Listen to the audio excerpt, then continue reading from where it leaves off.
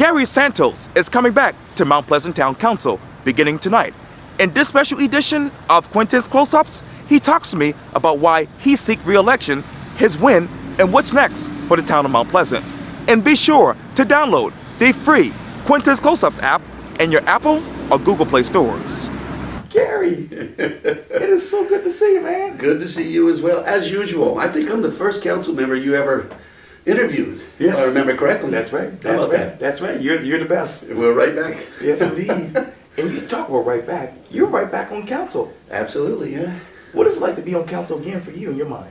You know, it's kind of a validation because you work hard, you try and do what the citizens want you to do. Right. So, you know, a re-election to get back on council really is kind of a validation that the citizens agree that what you're doing is what they want you to do. Yeah. And so they put you back on. So, you know, the other three council members didn't come back on. Right. So for me, it's really just a good feeling to know that the citizens wanted me to come back and continue what I've been doing. And you talk about council, obviously a new mayor's here. Yes. Will Haney, I just interviewed him a few seconds ago. Absolutely. When you think of him, what sticks out to you? When I think of what? Will Haney. Oh, man, Will's a great guy. You know, when he was elected in 2015, right. You know, I watched very closely because I like to know who I'm going to be working with and all, and I was very impressed with the whole group. And I think the citizens did a good job with putting them in office, and we worked very closely together. We've been able to do a lot of great things. The moratorium on apartment complexes, lowering the heights of buildings, getting rid of the bonus densities, and some other things like that that really the citizens have been wanting. They wanted to slow growth down so that infrastructure could catch up. So we've been doing that for the last 2 years that they've been on, and now here's a chance for us to finish what we started. So I think it's great. And I'm looking forward to working with Will. Like I said, I've gotten to know him over the last 2 years, and it's really been good. We work very well together, and I think it's going to be good. Yeah, and you talk about council. Let me go back. The three people. You got Tom O'Rourke, Jim Whitley, and Kathy Landing. Talk to me about how you will work with them. Well, I can tell you, Tom, when I first got elected in 1996, he was actually the recreation director. And we immediately started working together. We bonded very closely. I coached his son Joey in football, and our kids were on the track team together. Tom and I started the track program for the town, which, as you know, is very successful. Right. They've won 13 or 14 state championships. They've had national qualifiers as well as national winners in certain events. So it's been very successful. We've already proven that we can work well together, and I'm really excited to have him as a council member with me so that we can really, you know, get more involved with recreation and try and take it to the next level. Wow. Yeah. And Kathy and GM, you know, I just met them while we've been campaigning, and very impressed. Both of them are very sharp, and I think they're going to be good for the town. So I'm excited about working with them as well. You talk about the town. The former mayor said this, quote, South Carolina was recently named one of the top 10 fastest growing states in the nation, with Mount Pleasant named the 9th fastest growing municipality, that is, in the country.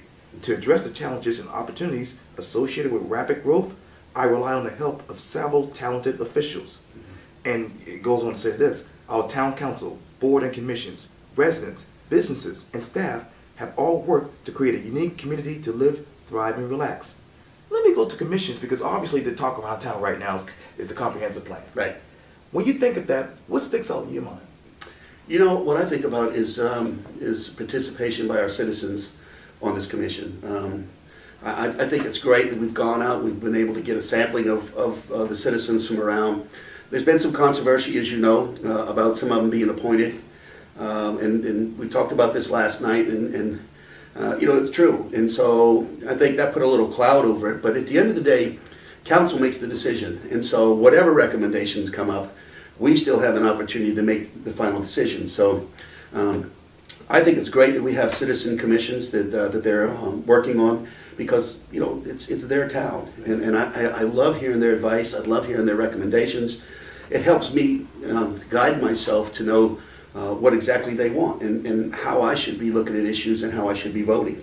So I appreciate the citizens being involved, and we're very fortunate that we have a great group of citizens who put their name up to be a part of our various commissions, boards and commissions, and I think it's done the town real well.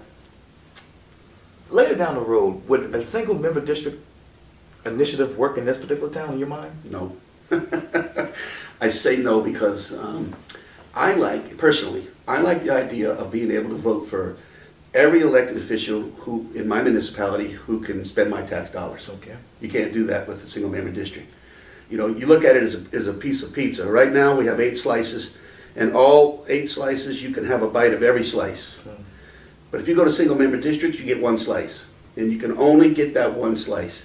In other words, and if you think about it, if the other 7 pieces, 7 members don't like your member, guess what? Your area is going to get nothing. Right now, if you don't like the way the government's going, you could throw all of them out and bring in a whole new one. 1998, all 4 were replaced. 2015, all 4 were replaced. So you have an opportunity to do that with the at-large system. You don't really have the opportunity to do that with single-member districts. And I think every time I get a call, I don't look at whether it's 29464 or 29466. Right. That's a citizen calling me with a question, with an issue, and I help them regardless of where they are with the town. And I think every one of our council members feel the same way, and our mayor feels the same way. That phone call is important. It doesn't matter what zip code they're calling from. And I think people know that. And I think this election just kind of validated that as well. If you look at the votes and who got elected, I think you'll see that these citizens, this is the largest, over 25% of our citizens, Right. one of the largest since I've been elected official, amount of people who came out and voted. And so that's great. They're involved in their community, they're involved in their government, and they're selecting the people that they want to, lead them in the next 4 years. So I think it's great. But I'm against the single member districts simply because I had one Charleston County council member tell me that he was against it, and he said because people can make votes on my community and I can't do anything about it. I can't turn around and change their community. So they don't have the opportunity to be able to vote on your whole community. They can only vote on your area. So they can vote on say for instance my area or his area with impunity because they don't live in that area. And so I like at large. I like to be able to vote for everybody who can spend my tax dollars. And right now we have a good system. That's good to hear. You talk about issues. There's so many to talk about. If I had a pie chart somewhere around here, what would be at the top of your chart as far as issues? Would it be flooding? Would it be Highway 41? Growth. Wow. Growth. Absolutely growth. That's what I've heard over the majority of the conversations I've had is growth. And I think growth is like an umbrella, and underneath that you have various things. Flooding, and you have traffic, and you have schools, and you have recreation, are all underneath there. But the overall one is the growth. And the key is, you got to grow or you die. We understand that. But the infrastructure needs to stay up. We need to keep the roads up. We need to keep the schools up. We need to keep recreation up. We need to keep, what makes this quality of life so great here, we need to make sure we concentrate on keeping that up. Because nobody likes sitting in traffic. Nobody likes their kids being in trailers, learning in trailers. Nobody likes their kids bunched up with 3 teams on one field practicing because you don't have recreation fields. And those all go toward quality of life. And so if we're going to maintain the quality of life, we have to address those issues and make sure that we, I'll give you for instance, back in like 1999, when we had the same issues going on, the mayor put together a group of us folks. It was a Blue Ribbon Committee, and we came up with the idea of doing permit allocation plan. And some people, especially developers and the builders, they didn't like it, but we were able to slow the growth down. We were able to build Hungry Neck Boulevard. We were able to do some infrastructure improvements that allowed the town to move more freely, the people to move more freely. And that was great, but it didn't last very long because people discovered Mount Pleasant, the recession lifted, and they started coming in. Unfortunately, the previous administration, they were approving a lot of things, but they didn't have their eye on the ball down the road, because once you approve something, it takes about 2 years for it to come to fruition before they start building. So as they're approving them during this recession time, once we came out of recession, now we had all these things that were being built, and there was no way of really stopping them because they were already approved by the previous administration. So a lot of people thought that was happening on our shift, but it wasn't. It happened on the earlier administration shift. And so now we have to be very careful that what we approve, we have to look a couple of years down the line and see how that's going to fit as we're growing. And it should have been done previously, and I think that's where we've had a lot of issues. And per permit allocations are coming back to the future again. Well, I brought it up before as well. There's just a tool in the toolbox, something that we can look at. We've got a moratorium on apartment complex, but we have over 2,000 of them that can be built right now. So we have to just keep our eye on it, and that's a tool that we can always use if we need to. If we don't need to, then it's always in the toolbox. But the key is it's there for us if we need to do it. It worked for us, back in 1999 and 2000, and certainly I believe it can work for us again if we need to do that. And is there any way on that pie chart that just says, hey, we need to do something with workforce housing and obviously affordable housing? Well, we had property zoned for workforce housing at the end of Rifle Range Road. Oh, yeah. And the developer came to council and said, I can't make this work. And my opinion was, well, then you need to sell the property to somebody who can. Because what I was hoping was that they would get with someone like Habitat for Humanity, look at their business model, their business plan, see how they're able to do it, and hopefully build a workforce housing community based on what they do. But he didn't want to do that. And so council turned around and ended up giving him a higher zoning, which allowed him to build houses now that start at $500,000. Now that was an 8-to-1 vote. I was the only one to vote against it because I wanted that land to be developed workforce housing.